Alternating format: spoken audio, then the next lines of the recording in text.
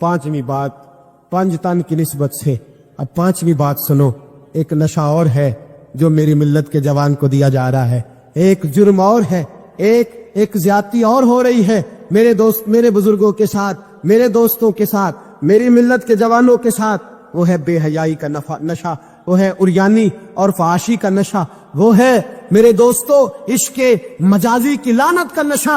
हर बच्चे के हाथ में मोबाइल है, हमें पता है वो टेलीफोन भी करता है, हमें पता है वो गंदे मैसेज भी करता है, हमें खबर है वो कई बुराइयों के अंदर मुब्तला हो गया है, हम जानते हैं वो कई किस्म के मिसाइल का शिकार है, लेकिन उसका हाथ कौन पकड़े? तो नशा है। जब आग जलती है तो मेरे दोस्त अगर घी पड़ा हो तो वो ढलता है। अगर नौजवान के हाथ में मोबाइल आएगा और उसको पता होगा कि मुझे छुपने की जगह भी मिल रही है, तो मेरे दोस्त वो तो बेहयाई करेगा। थोड़े दिन पहले एक दोस्त झगड़ने लगे गली में कुछ लोगों से, मुझे मालूमात हुई तो मैंने बुलाया, मैंने कहा क्या झगड़ा हो गया? कहने लगे ये मेरी गली से गुजर रहे थे लड़का और लड़की और गंदी हरकतें कर रहे थे, इनको शर्म नहीं आती? हमें ये गैरतमंद भी नहीं समझते? गली से गुजरते हुए बेगैरती करते एक दूसरे को इशारे करते। मैंने उनको लड़ाई से रोका, ठंडा किया और फिर मैंने बिठा लिया। मैंने कहा नाराज ना होना, तो मेरा दोस्त है, तुझे कड़वी गोली दे के शिफा करना मेरा हक बनता है। मैंने कहा एक मुझे बात तो बता, गली के बाहर को लड़का लड़की हरकत करें तो वो तो बेगैरती हुई, और अगर बेडरूम के अंदर टीवी पे ये काम हो, तो अगर मोबाइल के अंदर ये हो, तो फिर तेरी मेरी गैरत किधर गई? फिर तू और मैं कहां खड़े होते? पता ना, जब घर के अंदर हमारी चार दीवारी के अंदर दरवाजे पे तो तू गैरतमंद बन गया, मैं मोहल्ले में नहीं करने दूंगा, मैं गली में नहीं करने दूंगा। और क्या उस वक्त भी तूने मोबाइल तोड़ा है जब तेरे मोबाइल के अंदर ये गंद होता है? क्या उस वक्त भी तूने एलसीडी तोड़ी है? क्या कभी किसी तूने ला करके टीवी को जमीन पे पटका है कि ये गंद है, मैं गैरतमंद हूं, मैं ये बेगैरती नहीं होने दूंगा? उस वक्त गैरत कहां जाती है? उस वक्त हम क्या, उस वक्त हमारे अंदर ये जज्बा नहीं होता? सुन, मेरे रसूल पाक सल्लल्लाहु अलैहि वसल्लम ने फरमाया नजर शैतान के तीरों में से पहला तीर है। एक नौजवान ने कहा था या रसूलल्लाह मुझे नमाज में लज्जत नहीं मिलती। मेरे हबीब ने फरमाया तो अपनी आंख को पाक कर ले, अल्लाह तेरी नमाज में लज्जत पैदा फरमा देगा।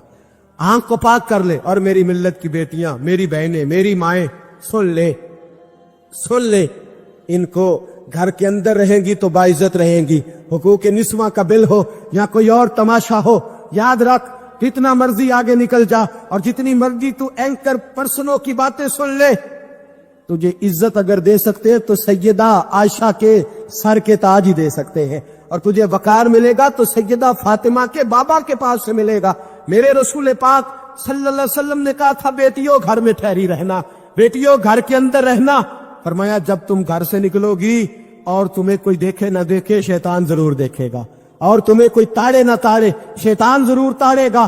बन सवर के अंदर हो। याद रखे, इस्लाम सिर्फ गुनाह से मना नहीं करता, असबाबे गुनाह से भी मना करता है। मेरे रसूल पाक सल्लल्लाहु अलैहि वसल्लम ने इस मर्ज का इलाज ये फरमाया तेरी नजर भी नहीं बहकनी चाहिए, और जितना पर्दा मर्द करेगा उतना औरत भी करेगी।